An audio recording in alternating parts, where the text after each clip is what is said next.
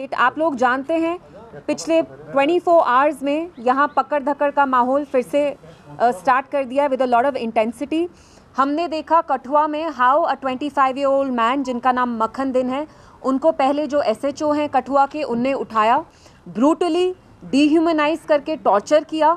After that when he was release from custody, ये जो मक्खन दिन हैं जो बस 25 साल के लड़के थे, उनने मॉस्क के सामने एक वीडियो बनाया जिसमें उनने कुरान हाथ में पकड़ के कहा कि मिलिटेंट तो छोड़ो, I can not even think of being a militant, मेरा किसी भी मिलिटेंट के साथ नाता तक नहीं है।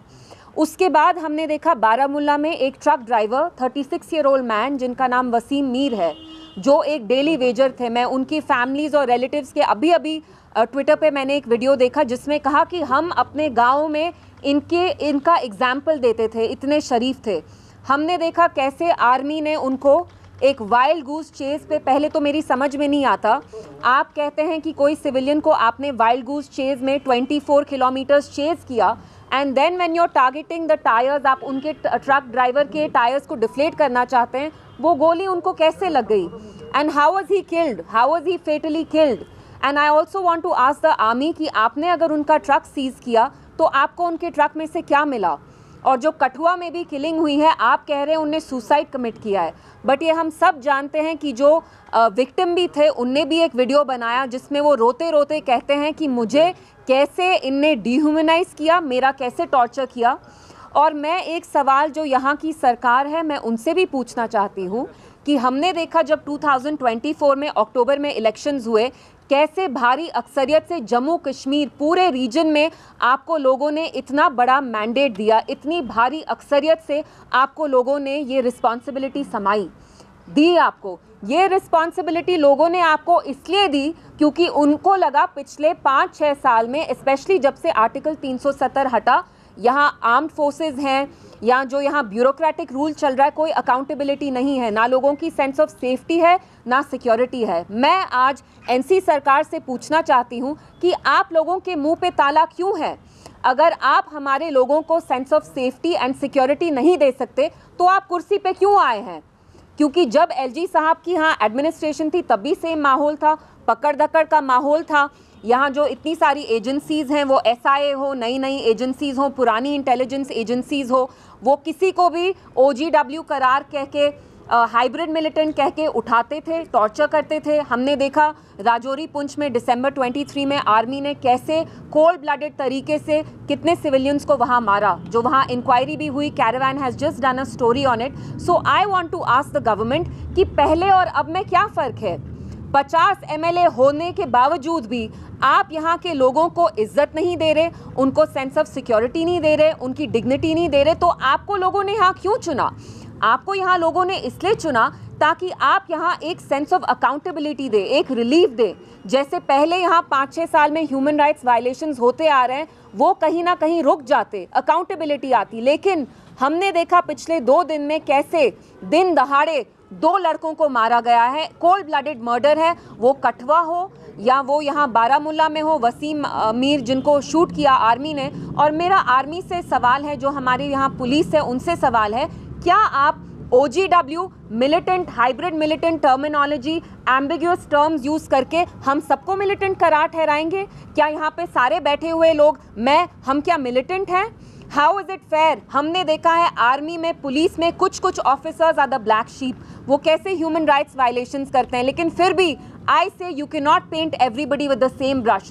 So my question to the police, my question to the armed forces is that how can you dub every Kashmiri as a militant? How can you paint all of us with the same brush? Are we all militants here? For how long will you keep exploiting this unbridled impunity that you have, whether it's through ASPA, whether it's through other laws that give you a wide scope of these powers, कि आप किसी भी लड़के को जाके गांव में से उठाते हैं, कहते हैं फलाना है, हाइब्रिड मिलिटेंट है, OGW है। कब तक आप ये टर्मिनोलॉजी यूज़ करते करते हमारे नौजवानों का खून बहाएंगे? जब हम ये नहीं कह सकते कि all police is full of black sheep, how can you paint all Kashmiris as militants? And मेरा फिर से NC सरकार से यही सवाल है कि आज आपके मुंह पर ताला क्यों है? आपके 50 MLA किस लिए आपने लिए? ताकि आप आज मुंह बंद करके बैठें? जब हमारे नौजवानों का खून बह रहा है, जब 25 साल के लड़के को पुलिस टॉर्चर करती है and then he is found dead. यहाँ बारामूला में वसीम मीर हैं जिनको आर्मी ने मारा, and I want to ask them, what did you find from the truck? Has any evidence been found? I'm pretty sure they won't find anything. तो मेरा मकसद यहाँ आने का यही था, मैं आपसे बात करना चाहती थी। हमारे जो जम्मू कश्मीर की पूरी आवाम है, वो नौजवान हो, बुजुर्ग हो, there is a gripping sense of fear, insecurity, there is no sense of safety, there is no sense of dignity. और जो 3 महीने पहले एलजी सरकार में चल रहा था, एडमिनिस्ट्रेशन में, सरकार एनसी सरकार बनने के बाद भी आप देखिए, the chief minister being the head of the state has not issued a single statement condemning either of these killings. So I want to ask them, आपकी तो हिस्ट्री रही है एनसी की, जब से आप 40s में 1947 में NC has normalized every act of betrayal that has been heaped upon the people of Jammu and Kashmir. They have normalized everything. So today I want to ask you, why are you normalizing this? कुर्सी के लिए आप यहाँ के लोगों को कितना जलील करेंगे? पहले तो हमारा अपना प्राइम मिनिस्टर था, झंडा था, कानून थे, आईन था, आज देने को कुछ नहीं है। तो आपकी कॉन्शियंस जो इतनी सिलेक्टिव है, मैं एनसी से पूछना चाहती हूँ, कब तक आप ये करते रहेंगे? कब तक आप ये जो हर एक एक्ट ऑफ बिट्रेयल है आप उसको नॉर्मलाइज करेंगे? क्योंकि आपको कुर्सी की ग्रीड है, you want to capture power at any expense. So my whole purpose of coming here was speaking to the press about these human rights violations, 2 very serious grave human rights violations that have happened within the span of 24 hours. And I want to make it very clear to the police and the armed forces, we are not here to impede or imperil your investigation in any case. We understand even you have a responsibility to protect, to uphold the law and order in Jammu and Kashmir. But at the same time, you cannot dub everybody as an OGW, you cannot dub everybody as a hybrid militant. यहाँ पे home ministry claim करती है कि normal सी, तो ये कैसी normal सी है कि आप हम सबको शक की निगाह से देखते हैं? आप कब तक हम सबको शक की निगाह से देखेंगे? आप तो कहते हैं 370 हटाने के बाद यहाँ इंटीग्रेशन हुआ, तो ये कौन सी इंटीग्रेशन है? इमोशनल इंटीग्रेशन कहाँ है जब आप हमें ऐसी गंदी शक की निगाह से देखते हैं? तो मैं यहाँ आके यही कुछ बातें आपसे करना चाहते थे। बेहतर कि अगर आप ये सवाल हमसे पूछे, एलजी साहब के पास जाइए, क्योंकि इट्स वेरी अनफॉर्चुनेट, लोगों ने भारी अक्सरियत से एनसी को इसलिए नहीं लाया ताकि वो आके ये बहाना मारते रहें और आपस में ये लोग फुटबॉल खेलें। Our lives are too precious, we are not going to get into all this कि होम हमारे अंडर नहीं है। अगर होम आपके अंडर नहीं है, what stops you from questioning this government from the LG? What stops you from questioning the MHA? आपको कहीं ना कहीं डर है, आप बस स्टेटहुड का राग अलाप करते हैं लाइक अ ब्रोकन रिकॉर्ड। आज आपके मुंह पे ताला है, मुंह में दही जमी है, क्योंकि आप इनको इरिटेट नहीं करना चाहते हैं, आप इनको अच्छा खासा मक्खन लगाना चाहते हैं। वरना आप मुझे बताइए, अगर आपके पास पुलिस नहीं है तो क्या आप एक स्टेटमेंट इशू तक नहीं कर सकते थे?